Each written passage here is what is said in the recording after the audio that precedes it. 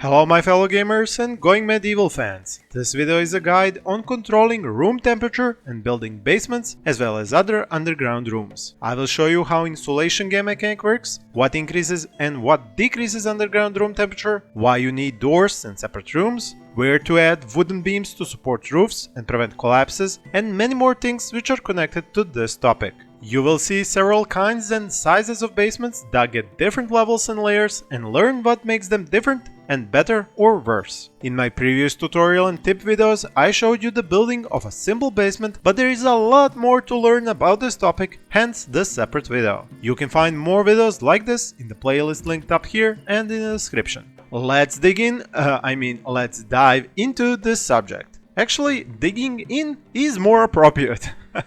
If we take a look at my first basement, we can see that it's designated as a spare room, while it's actually both a pantry and a dining room. It's medium sized and the current room temperature in winter is -5 degrees Celsius, which is 23 degrees for those of you who use the Fahrenheit scale. But the info panels hold the most interesting stats. The one that will stick out the most to you is heating. I know, right? What in the world is heating an underground basement in the middle of a freezing winter? Well, the wonderful science of thermal insulation coupled with surface air temperature and nearby cooking and crafting workstations. Since this definitely isn't a science video, I won't go into the whole physics and math of it, but I will tell you one very simple and important sentence. Low thermal conductivity of an object or material is equivalent to its high insulating capability. Too much for you? The next example will make it click. As you can see in this info panel, floor insulation is 60%, roof even lower at 30%, but the walls are almost 85%.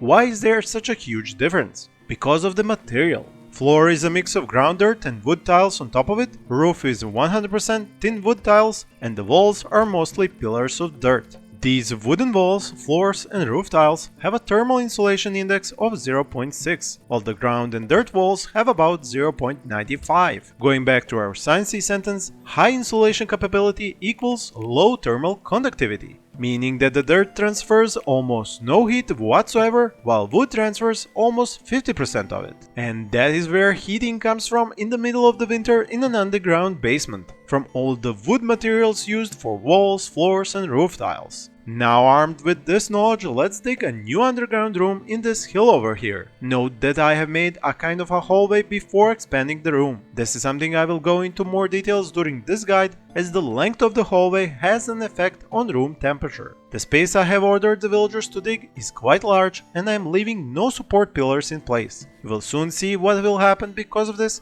and learn how to prevent it from happening in your game. Since I am showcasing all of this during winter, there are some very interesting aspects of winter I would like to go into, but I will leave them for a separate video. It will be about cold snaps, which are days of extremely low temperatures in winter, villagers suffering from hypothermia, and ways of heating up your rooms and villagers. Here we have an example of a collapse and cave-in. I have dug up so much dirt from the hill, which is supporting my home above, that the floor inside the room has collapsed, leaving a hole. I could try just covering it with floor tiles, but that is not a good idea. The root of the problem must be solved, the missing support pillar beneath this room. This is why I add 2 clay brick walls on top of each other right under that hole. This is what happens when you do not pay attention to another mechanic in Going Medieval: stability. It's pretty much a whole subject on its own, and I will dedicate a whole video to it in my future guides about building in this game. Even with 2 wall pieces, there is still a hole at the top which you cannot fill. The wooden floor tile is simply not as thick as dirt was. And that is just another example why dirt is such a better insulator than anything you can construct. To prevent another collapse, I will now do what you should always do when digging spacious underground rooms. Add support wooden beams from a pillar inside the room to the walls of the room. You might wonder why my original basement hasn't collapsed like this. It's because it has many wooden tiles as its roof and no long stretch of an unsupported dirt roof.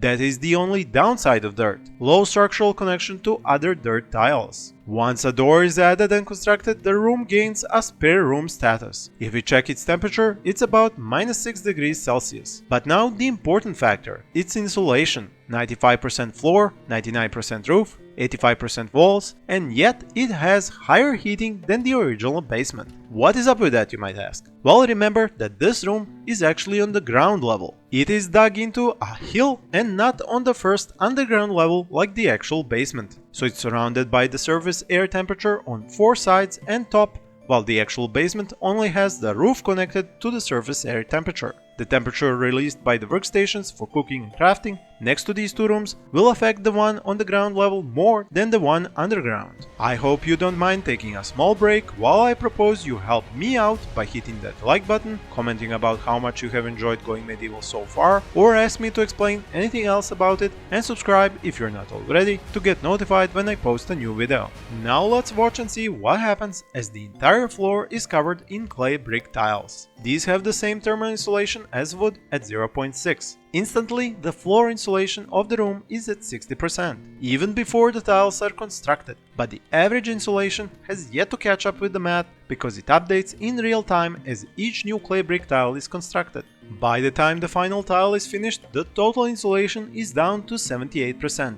This all means we spent a lot of time making a room which really isn't a good place to keep food in, even though you might think it is because of all the layers of dirt below, above and around it. So let's take this whole concept one level lower. I will dig down to the next underground level from inside my original basement. Once the stairs are completed, some extra wooden beams are starting to look like a great idea all around. Now I can extend the underground room with a lot more mining and digging jobs for the villagers. But what I'm going to do differently this time is to leave a dirt pillar in the middle of the room so I can later add wooden beams to it to support the weight of the above dirt and ground level. After a lot of digging, the walls opposite the lone dirt pillar are several tiles away, and that leaves enough space to span a wooden beam and start creating a supporting structure. With 4 beams at 90 degrees to each other, I have 4 new dirt pillars I must not dig out. Next mining jobs will be around them to expand the room further. An important note here is that you cannot cross wooden beams. To add new ones, they have to have a clear ceiling to be attached to, so planning out the dig is a must, or you will find it hard to add new beams to support the weight of the upper layer. Once new dirt pillars are freed up, they can be used to cross new wooden beams and expand the support structure. What you have to understand is that by just adding a staircase from the upper level and digging out this extra space here, we have not created a new room. We have just extended the original basement into the lower level. All the stats of the two levels will be combined as well as the temperature. So while we have improved the starting basement with a deeper part of it, it's still not the best possible design. For that, we have to dig one more room into an even deeper level to combine everything we have learned so far. First a long hallway towards the new basement,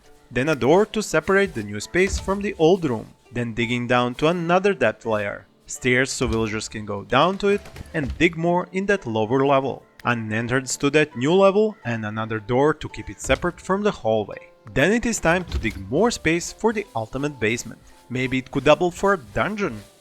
It's certainly deep enough. Add in some torture equipment, a few cells, hooks on the walls with chains. I'm sorry, I already started playing out an interesting video on that subject. I am just not sure are there enough game mechanics for it all, but we'll see. Anyway, as before, we place wooden beams between dirt pillars and let's add a food stockpile for good measure. I will add them in the previous rooms we looked at to compare the food information panel once villagers have dropped off food onto these stockpiles. So, this beet pile here, 0 decomposition, no timer, room temperature -7 degrees, while outside is beyond -30 degrees. Extended basement has a smoked meat pile, decomposition in 6 years, but remember no floor tiles have been placed here. Room temperature -8 degrees. Final basement. Here is a lavish meal pile. Also no floor, so decomposition in 41 days, which is almost a full year in this game. Room temperature -6 degrees. So why is the middle room the coolest one? It's the largest one. Size of the room does influence its temperature. But this is not over. We have to test our new rooms during higher outside temperatures. So it's a great thing that spring just started. If we once again do a check of the temperature of each basement type, starting with the worst one, we can see the temperature is 3 degrees above zero. In the original basement, it's about 1, while looking into the newest and the best one, it's -3 degrees Celsius. A clear winner. Better yet, as outside temperature continues to climb, Other basements will increase in temperature at a smaller rate, while the best designed basement with its high insulation percentage will keep its chilled temperature. To make sure the rot is eliminated, add some floor tiles, but do not cover the entire surface with them. Leave some floor space as dirt, don't stockpile anything on it. And that would be my final tip for this guide. I know it's a bit longer than usual single topic videos, but the subject is complicated and requires an in-depth explanation with lots of examples. Thank you for watching and happy gaming!